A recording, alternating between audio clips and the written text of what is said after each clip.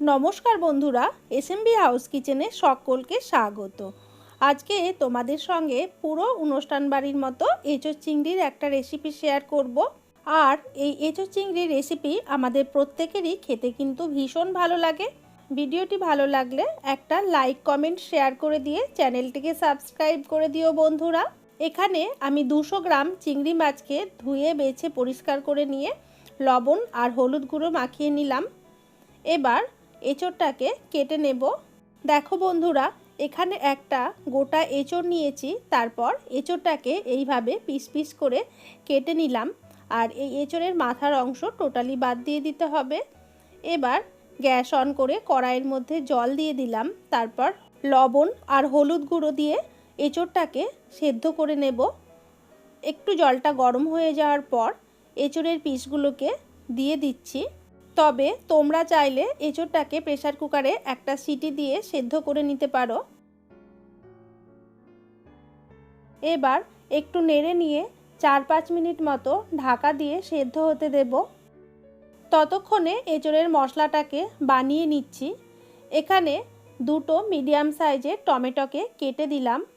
আর দিয়ে দিচ্ছি কয়েকটা রসুন। 2টো পেঁয়াজকে কুচি করে নিয়েছিলাম। হাফ পেঁয়াজ বেটে দেব, বাকিটা ফোড়নের জন্য রেখে দিচ্ছি। দিয়ে দিলাম 2টো কাঁচা লঙ্কা, তারপর পেস্ট বানিয়ে নেব। ঢাকা খুলে দেখে নেব এঁচোড় কতটা সেদ্ধ হয়েছে। দেখো, এঁচোড় কিন্তু ঠিকঠাক সেদ্ধ হয়ে গেছে। এবার এঁচোড়টাকে নামিয়ে জলটা ফেলে দেব। গ্যাসে কড়াই বসিয়ে সর্ষের তেল দিয়ে দিলাম।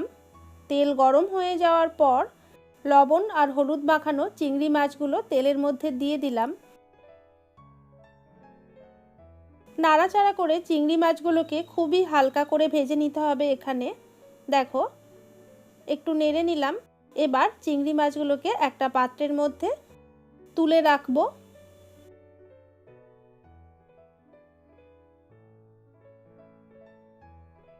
এখন আগে থেকে বয়েল করা এঁচোড় দিয়ে দিলাম।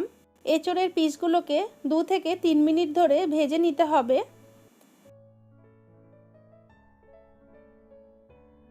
এবার এঁচোড়টাকে নামিয়ে নিয়ে ওই তেলের মধ্যে ভেজে নেব টুকরো করে রাখা আলুগুলোকেও একটু লাল লাল করে ভেজে নিতে হবে।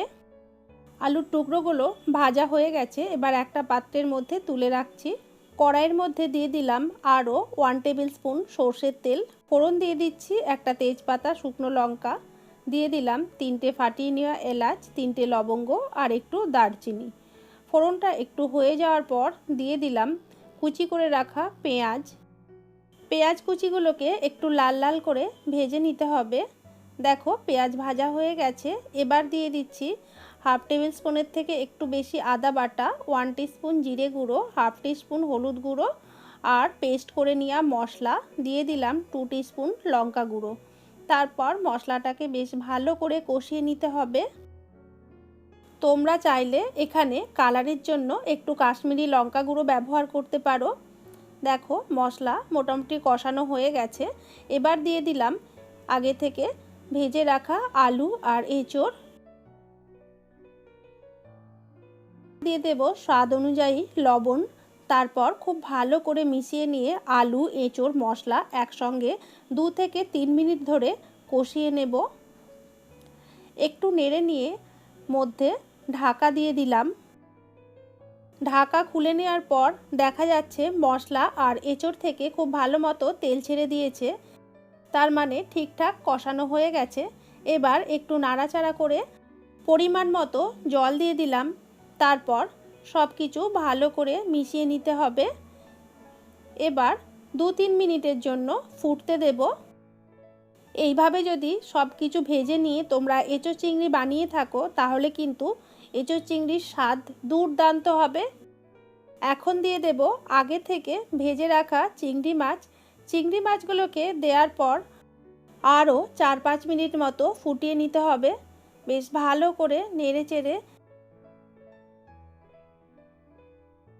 আমাদের এঁচোড় চিংড়ি প্রায় রেডি হয়ে গেছে। একটু নেড়ে নিয়ে দেখে নেব। দেখো, আলুও ঠিকঠাক সেদ্ধ হয়ে গেছে। সব কিছু মশলাকে ব্যালেন্স করার জন্য দিয়ে দিলাম খুব সামান্য পরিমাণ চিনি। আর বন্ধুরা, এইভাবে যদি তোমরা এঁচোড় চিংড়ি বানিয়ে থাকো, যে কেউ খেয়ে তোমাদের প্রশংসা করবেই করবে।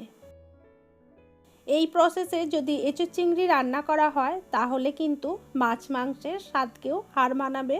সবশেষে দিয়ে দিলাম গরম মশলা।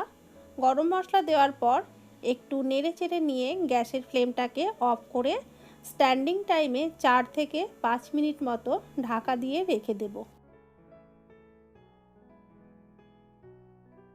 দেখো বন্ধুরা, ঢাকা খুলে নেওয়ার পর এঁচোড় চিংড়ি দেখতে কতটা লোভনীয় হয়েছে, খেতেও অপূর্ব সুন্দর হয় যদি এইভাবে রান্নাটা করে থাকো। ভিডিওটি যদি ভালো লাগে তাহলে আমাকে সাপোর্ট করে আমার পাশে থেকো। আজকের মতো এই পর্যন্ত।